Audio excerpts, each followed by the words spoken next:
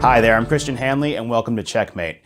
I wish I had something prepared to say about what's going on this week, but no introduction will work. We found out just since the last episode, in fact, that not only did Trump have a Russian agent in his campaign who was actually communicating with Russian intelligence on polling data, on campaign strategy to target American voters in the 2016 election, but we also found out that Trump himself has told his former attorney and fixer, Michael Cohen, to perjure himself before Congress. Any other time, we would have already had impeachment proceedings started or have a president stepping down. But the trouble is, unlike Nixon, who, though he was a crook, had some sort of sense of decency, right? Nixon had a sense of shame. Trump has no sense of shame. He's not going to go on his own. So we really are left with only the option of impeachment and removal from office. And because there's a lot of moving parts going on right now, a lot of things are happening very quickly, I want to take just a brief moment to kind of take off my partisan hat here and really get down to the nuts and bolts of how this whole thing would work, even with having the Mueller investigation either ongoing or wrapping up. So the first thing to get out of the way is the constitutional aspect. The Constitution allows for the House to impeach, and then after that, that's moved to a trial in the Senate, where the Senate can vote whether or not to remove a sitting president. Now, most folks know that, but what's become kind of confusing in the news cycle is the fact that in this case, we have at the same time a special prosecutor investigating Trump's ties to Russia, his collusion, and his obstruction of justice. Robert Mueller is the top investigator. He is the one who is doing all the fact-finding, all the digging. He's the one who, if we think we know a lot from just how sloppy Trump has been and just how much has leaked to the press, imagine how much he knows with subpoena power, right? But here's the difference between being top cop and being top investigator. Under current DOJ guidelines, Justice Department guidelines, a sitting president cannot be indicted. So while Mueller has the power to compile all the reports he wants, whether he wants to reveal them to the public or just to the Congress, he can do all of those things. That's within his power. And unlike what Republicans have been saying, he does have the power to not just investigate the Russian interference, but also the Trump campaign's activities and Donald Trump's own acts of obstruction of justice in trying to prevent the public, in trying to prevent the people from knowing what he has been doing with Russia and with anybody else in his administration, covering up any other sort of criminality. So that's Mueller's role. He's the lead investigator. Because a sitting president cannot be indicted, at least under current guidelines, and let's bear in mind, this is Trump's Justice Department right now, so the likelihood of them following those guidelines and standing by Donald Trump, I think, are pretty good. So we have, though, a proper mechanism for essentially indicting, if you will, trying and removing a president, and that is impeachment in the House and a vote for removal in the Senate. A lot of folks are talking about a constitutional crisis, and I want to just stop that talk right here.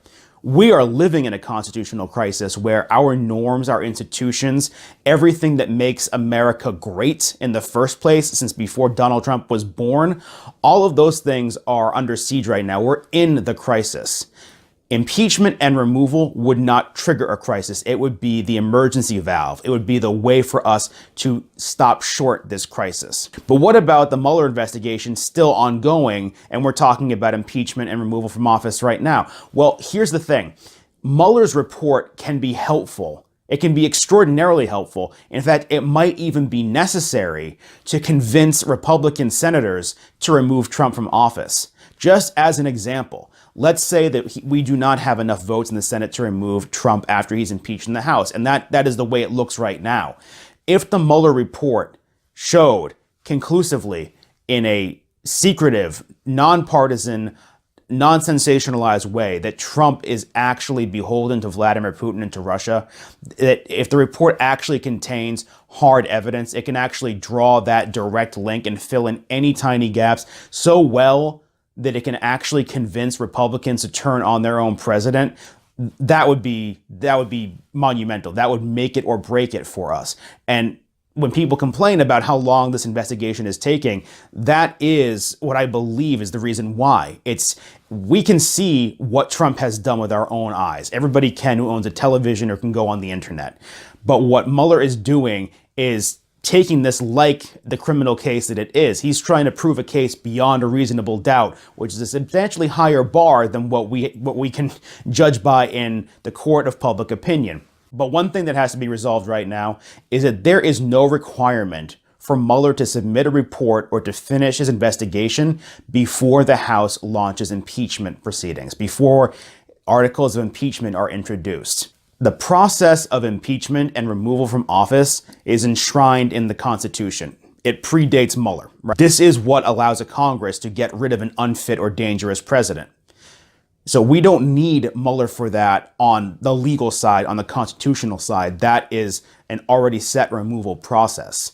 What we might need his report for, though, is persuading those remaining Republican senators so that we can not only have Trump impeached in the House, but also successfully removed in a vote in the Senate. That is what Mueller's report can do. That is what we might need Mueller to introduce into Congress to persuade those holdouts, because right now we do not have the votes. So why are we talking about impeachment and removal right now? Why are we not just waiting whatever amount of time is left until Mueller concludes his report? Well, for one thing, we might not know for a very long time what's inside that report. It might not be made public for years to come. It might be something that is handed off to senators and to members of Congress and not revealed to the public.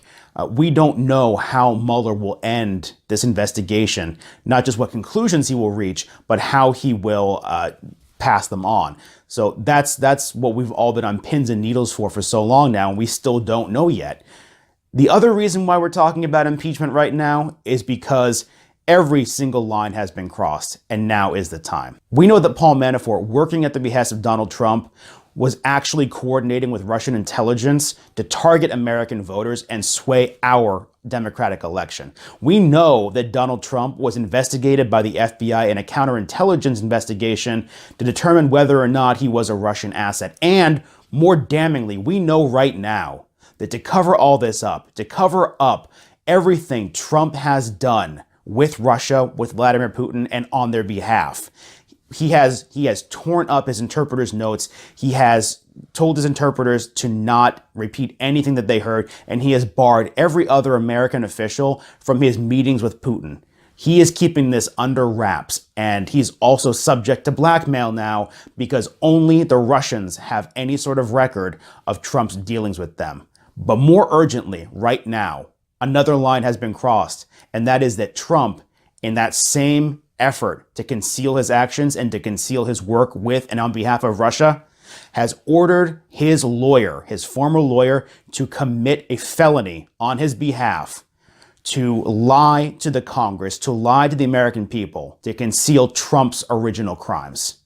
It is time for him to go. He cannot be removed soon enough. He is a clear and present danger to the national security of the United States and a traitor to this country. These are not words I want to use, and they are not things that I take lightly. For any apologists, from Rudy Giuliani to your next door neighbor who would say, well, Trump wasn't maybe involved in his campaign, but he wasn't involved in these crimes, or, oh, that was someone who was going off working on their own, who did not have permission, who was doing their own thing. None of that matters. Conspiracy itself is a crime. The simple act of being part of a plan to commit a future crime, the simple act of working with people to hatch a plan, that itself is a crime. And it doesn't matter how far that planning goes, how far the execution of that plan goes. Once you are part of the planning process, you are, from a legal standpoint, all in. If Donald Trump was in any way connected to any of this, and we already know now that he is guilty at least of the conspiracy. And two final points. For anyone who says that collusion is not a crime, the level that we hold presidents to is not whether or not they are criminals. We hold them to a higher level. And more importantly, no, collusion may not be a crime because that's not the legal term. But conspiracy against the United States is a crime. And in layman's terms, we might even just call it treason. Treason is a crime. a crime of which Trump and several of his associates appear to now be guilty of. It's time to impeach Trump. Our safety and security depend on it. Thank you for watching. Please make sure you share this video with your friends and family and on Facebook, Twitter, wherever you share your videos. And be sure to click subscribe and, of course, follow and like our Facebook page, Christian Hanley Official, and that way you won't miss any future videos or updates. Thank you so much for watching.